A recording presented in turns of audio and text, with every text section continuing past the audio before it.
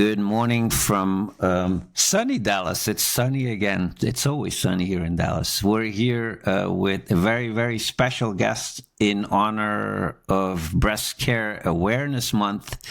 We have the distinct honor and privilege to be talking to the great Nertila Konda, who is or has been heading up Locum Pink, an organization that we've been admiring for a very long time. And so, Nertila, welcome. Can I quickly ask you to introduce yourself and maybe give us a little bit more background on your activities in Locum Pink as well? Absolutely. First of all, thank you for having me, Stefan. It's a great pleasure to be here today. I'm Nertila Konda. I'm an Albanian localization expert. I've been in the industry for around 16 years now. For more than a decade, I worked in an LSP, and I've been running my own localization business for a year now. Locum Pink was born 3 years ago. Our third anniversary is coming up soon. It stems from a personal story, sort of. I had a huge scare myself some years ago. Also, my experience as a caregiver when my dad had cancer, that also I think affected a lot the way how I see this, and then why I do this. It started really small. I reached out to people in the industry. I'm working with in an industry that's dominated by women. I work with these women every day. Some of these women are, I love them. They're my friends and they're my colleagues and all that. So it only makes sense to do something to raise awareness in our industry. And I started it, and I was hesitant in the beginning, I will admit. And I reached out to a handful of people. That handful of people then reached out to another handful of people, and it just spread it and resonated so much, and it slowly became the global phenomenon it is today. So I'm really happy about that. I was just thinking this is a very, very timely interview, of course, because this month is the Breast Care Awareness Month. And I'm actually wearing my own pink already since this weekend, so I'm on board, and I'm so very happy that you could make it here. You alluded to it a little bit already. How has your personal journey influenced the shape and mission of Locum Pink? Can you tell us a little bit more about that? Yeah, I had been participating in some local events from NGOs here in Albania for 2-3 years before the initiative was born. And I was drawn to that. I cannot name why I suddenly started participating in that. And then I had this scare myself. I found a lump in my breast, and I thought I had breast cancer. And I remember I didn't tell anyone, so I'm going to the doctor's office after a couple of days. He tells me that it's a false alarm, and I'm getting out of the doctor's office, and I promised myself that I would do anything that I could to not allow a person to be alone in that situation in the future. And that would be obviously my friends and family, but also my community. With that, also the localization community. I think that's one of the experiences that influenced probably the most. But also, so me and my family, my dad had cancer many years ago, and as caregivers, we saw what it was like for the patient and for us as caregivers. And in retrospect, and this is one of the conversations that I've been having recently with some of our breast cancer survivors, I realized that in retrospect, back then, we didn't have the vocabulary, or we didn't know how to talk to him. We were there for my father, right? And we did everything possible, but it feels like we were lacking the vocabulary, the right words to talk to him. And I think that's the case for many other people. And that is also the reason why we've been shifting towards education as well. Because Looking Pink started as breast cancer awareness, so focused on awareness mainly, and now we're shifting to include education and to remove the stigma around breast health and to talk more openly about it. So I think all of these personal experiences helped shape what Locking Pink has become today. But absolutely, there have been other people who have contributed to that, starting with the ambassadors that we have for the initiative. We're talking constantly and coming up with ideas and what we can do, and obviously localization people in general, whether it's breast cancer survivors or people who have had some history with it, or just localization professionals that I've met in events or even online. They're reaching out, and we've got so many good ideas from them, and the push comes from that as well. Yeah. Yeah, it actually. I was thinking it couldn't have it couldn't be involved with a better industry to be able to localize the effort, so to speak, pun intended. So, what different cultural attitudes do people have towards breast cancer that challenge you to reframe the narrative worldwide, and what help do you get from the community with that? Well, it is. It came as a bit of a surprise. Like, I've been in the localization industry, and I know about localization. I know how we take into the context and the tone, and how localizing is done differently in different regions, in different countries, and all that. But talking to people from different regions in the world, like I've been talking to people in Europe, in the Balkans specifically, but that's more familiar and resonates more with me. Talking to people in America. Recently I talked to this woman in Africa.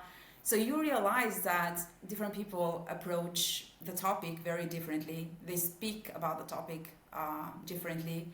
And you can spot that in the terminology they use or that they don't use. So it feels like that sometimes they're avoiding certain terms or topics. The challenges that they face are completely different. I feel, in my experience, I feel that when I talk to people in America, for example, they are more direct, and it seems that it comes easier to them to speak about breast health in general. For people in the Balkans, me included, and I saw the same for Africa, we're more reluctant to talk about it in the first place. So unless it comes up, or unless you're in a situation that you're required to speak about it, you don't speak about it. So there is this difference between regions, sometimes between countries, even in Europe. And I think it is because also because of the different challenges that we're encountering in healthcare access and how we were brought up. So I think it's a myriad of factors that affect it. And it has, one of the biggest challenges of Locking Pink is exactly that. So as an Albanian woman, I am trying to get the message out there, and I know how to get that message for an Albanian audience or for a Balkan audience. But my message would not resonate the same for an American audience or African audience or whatever it is. So that adapting that message or finding a way to make the message resonate in different countries, in different regions, has been one of the biggest challenges that we're encountering. And having ambassadors and people represent the initiative in all of these different regions has definitely helped a lot, because you come up with an idea, you want to take it out there. When you talk to the ambassador that's based in that region or that country, they have all the insight and how things work and what challenges people face. So you have that native insight, and it becomes easier eventually. It's like a education project. Yeah, for people that are not familiar yet with the day-to-day activities from Locking Pink, can you maybe tell our audience what they can do to get involved in Look in Pink, and what ambassadorship, for example, looks like, and what initiatives that you're working on now in the month of October and maybe throughout the year as well? That's like 4 questions in one. Go ahead. No worries. Yeah, absolutely. So we have ambassadors for the initiative, and there's a call for ambassador that's open, that's currently open. And there's also a call for volunteers. The roles differ a bit. I'm going to talk about the ambassador role a bit. They're scattered pretty much all around the world. They help with raising awareness.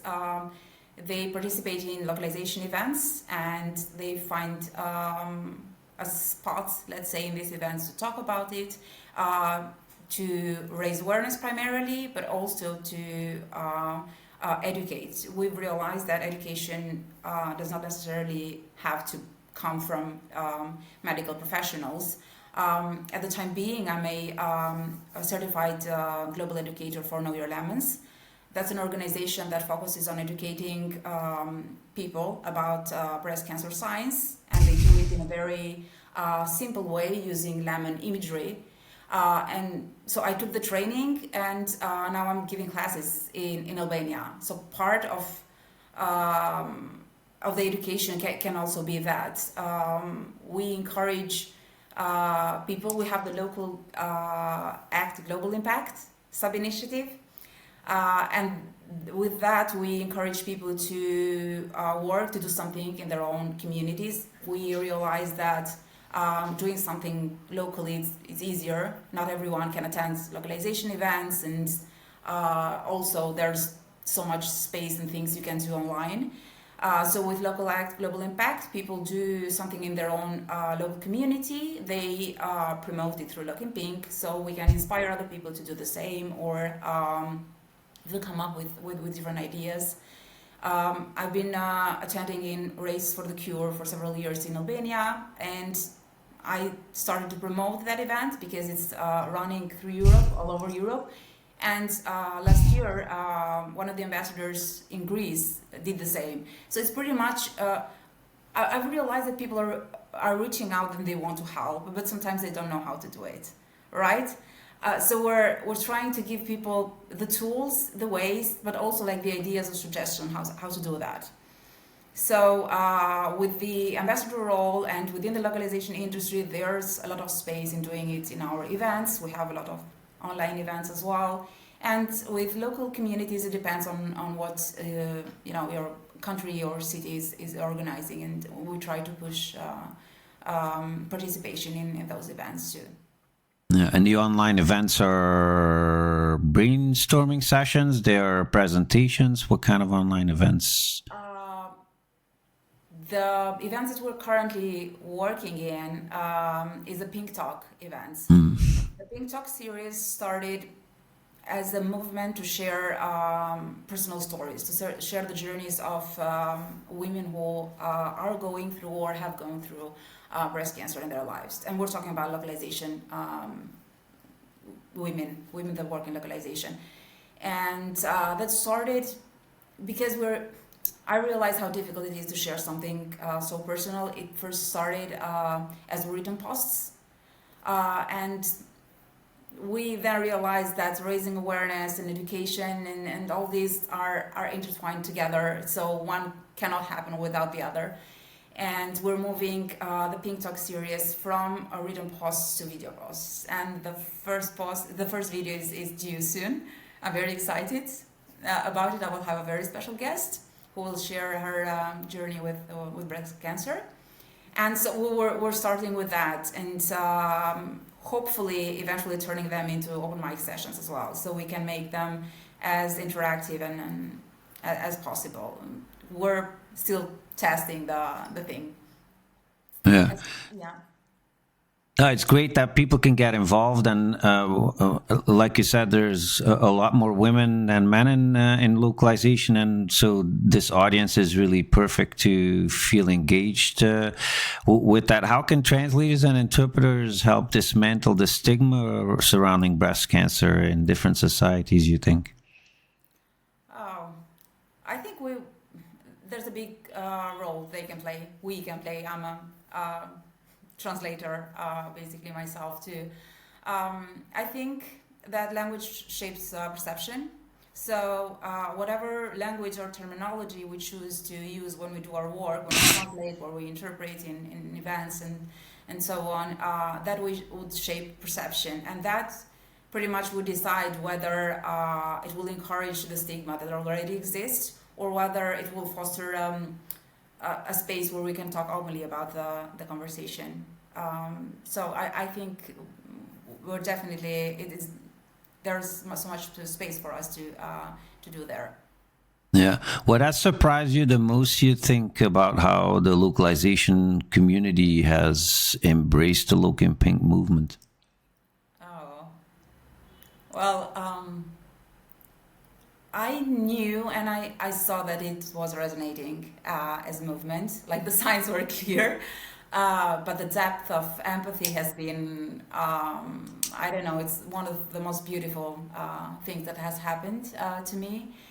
And you realize that even after titles and behind organizations, there's real people with their experiences, with their stories, and for a moment it doesn't matter like where you come from or what you do, what position or role you have in an organization.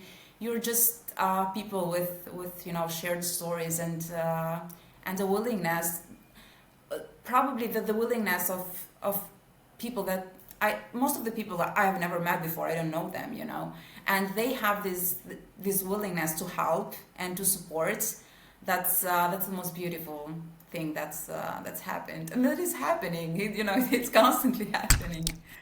At the outset, I assume you're not a practice or a seasoned community builder. You've been involved in this effort, I think, for 3 years. You said, what's a lesson about community building that you can maybe show or tip off to other people that are looking to get involved in a just cause like the one that you're involved in right now? What's something that they should really pay attention to that you maybe didn't expect in the beginning?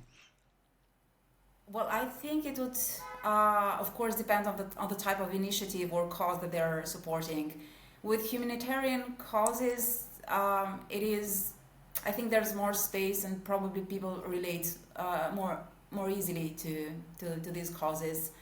And I've seen pretty much similar reaction or response to mental health causes or wellness causes. What I would suggest to an individual that's thinking of starting a cause or they have something that they really feel strongly about, it's to lead with authenticity, first of all. Like, you cannot fake this thing, and if you do, people will just, they will know. And empathy. You have to be very empathetic and and be vulnerable about it. I used to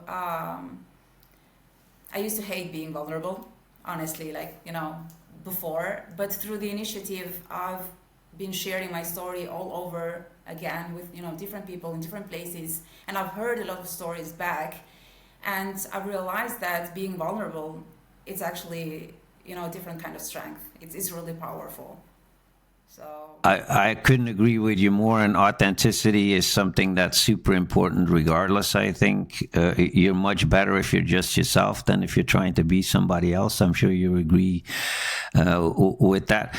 What kind of a challenge do you face keeping people engaged year round? What's your strategy?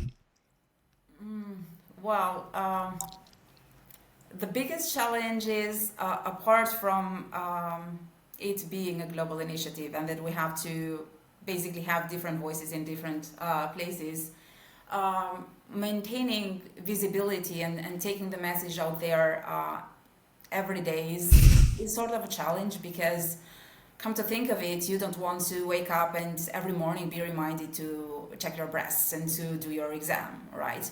So the challenge was not to be repetitive and not to just poke people with the same thing constantly. So together with the ambassadors and with the restructuring that we're doing with the initiative, we built these pillars of it, and we have included education, empowerment, removing the stigma. We want to talk as much as possible about breast health in the first place, but also how breast health relates to the workplace, how that relates to caregivers, because in every story we have some role. In some story we are the patient, or we can be the caregiver, or we are the employer who's welcoming back a patient back at work, so there's so many angles we can approach this from, and that's what we're exploring at the moment. It sounds like storytelling plays an important role in this, just like in general localization activities as well. Would you agree? Oh, absolutely. I think it's the heart of it.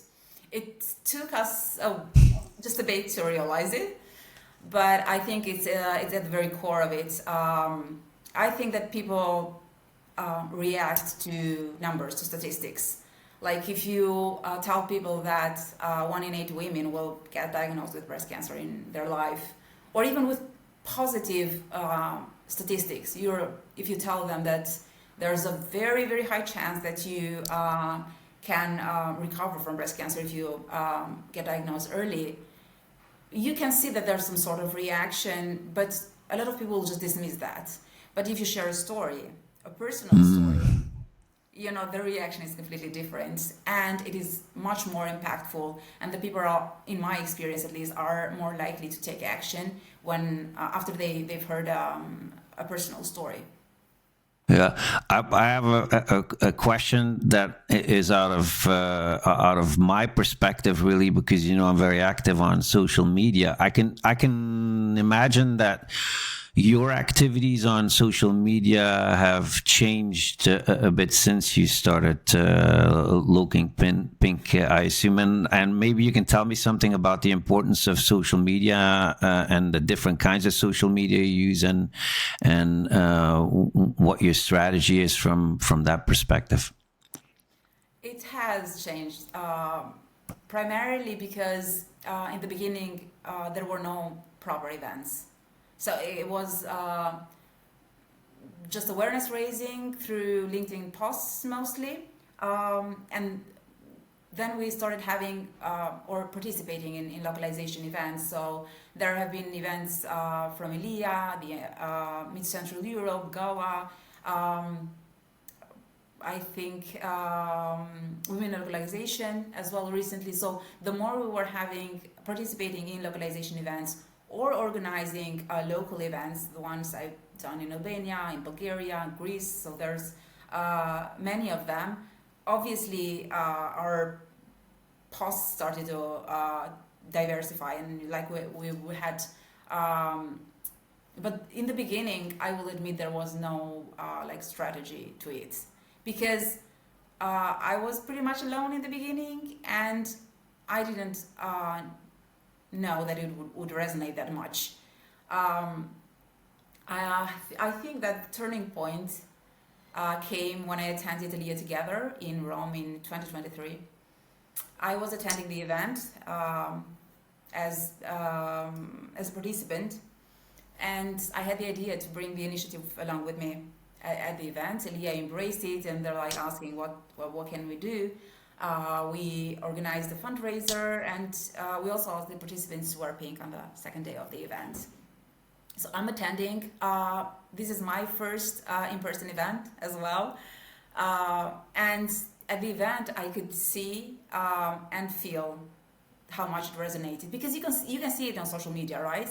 Like with posts and the selfies, the pink selfies we were doing, but actually being at the event, having people, like 300 or more people wear pink in front of you, and then having people reach out, and they were holding my hand, and they were congratulating, but also wanting to share their perspective, and you realize that you've been doing so little, and there's so much to be done. And with every event that I attended or the ambassadors attended, we started to diversify the social media posts that we're doing, and we're gonna have them separated, divided now in the Pink Talk posts. There are general posts that we, education posts that we usually get from official sites. So we're not medical professionals, we're not just making up stuff, we're consulting from official resources. There's that kind of posts that we do.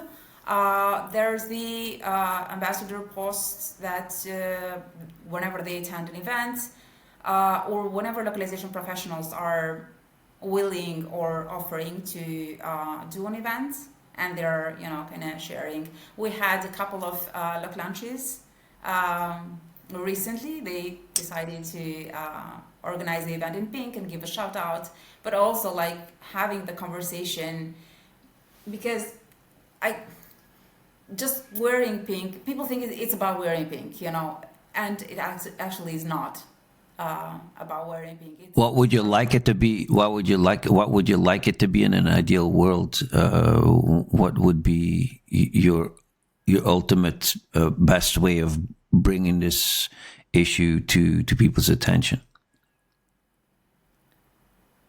Well, I love in-person events, but I'm also aware that I cannot be everywhere in every event. Yeah. So I'm thinking that the video events that we're planning will be probably the best platform to connect to people, to send our message out there, and to normalize breast health talk and see where it goes, because I think there's a lot to explore. What should anybody who wants to get involved more with Loc in Pink, what should they do? Should they contact you? Is there a form to fill out? What's the process, Nertila? It's usually, they would probably reach out to me. I'm the main point of contact. I've been thinking about having a form on the website, but given my experience with the people that have reached out and the people that I've been communicating during these years, I very much prefer the direct approach. I'd rather talk to people, to each of the people that are reaching out, rather than have them complete a form online and just... I really want to see the person behind the text or whatever it is, and I really want them to see that, to see my perspective and why I'm doing this. Yeah, and anybody who wants to becoming an ambassador for Loc in Pink, what can they expect to be contributing as far as time is concerned? What kind of a commitment are you looking from people that want to get involved? Well, we try to keep it as flexible as possible. We know that life is busy, a lot of people have busy family lives, busy schedules, and all sort of things. So we try to keep it as flexible as possible. We usually rotate roles, or try to have one ambassador cover one thing and the other cover another duty. But it's the most important thing that they're doing is using their voice and their platforms to speak about the initiative, whether online or in localization events. I talk to them one-on-one whenever it's possible. We usually have general meetings as well, but we're scattered all around the world, so sometimes that's not possible. So we do have those one-on-ones, and to brainstorm and see where we're heading next. We have the two recent conversations I had with ambassadors where there's a women localization event happening in person in London next week, and there's another one happening in Greece. So it will also vary, the event or whatever the ambassador is able to do will also depend on where they're located, and whether they're part of an existing organization, whether, how much space or how much of a voice they have. Yeah. Maybe one last question to wrap it up, our conversation. In the next couple of years, where do you want to go with Looking Pink, and what would be your ideal goal for the next 5 years or so? How do you see the organization evolve, and what's your aim there? This this suddenly started to sound like a work interview. Yeah. No, we No, just want to keep you honest and yes. verify the KPIs. Yeah, absolutely. It's just I can't remember the last time I was asked something like that, with regards to I'm sorry for initiative. putting you on the spot. No, no, it's okay. I also think it is okay not to know where the initiative is going, but we do have short-term plans with it. So we're working hard with the story sharing platform. We want to focus on that for a while. See how that is going to be received by the localization people. How much that's going to resonate, and how much people will want to interact and be part of that. Especially because it's a sensitive subject, and not all breast cancer patients are understandably so, but they're not willing to or ready to share. So that will depend on that too. I would want for Looking Pink to turn into a platform where people can come together, talk openly about breast health, no stigma around it, and God knows I know a lot about stigma growing up in Albania, and for people to feel not only seen and heard, but also empowered. Nertila, thank you so very much for spending some time with us today. I hope you have a wonderful afternoon in Albania. We're going to keep our eye on Looking Pink and do what we can to contribute to your just cause. And thank you for all your engagement and your community service to the localization industry. We really appreciate it, and thank you for being here. Yeah, thank you. Thank you, Stefan, for having me. And I'll see you around. October is going to be busy, so stay tuned. Yeah. Indeed. Thank you. Thank you.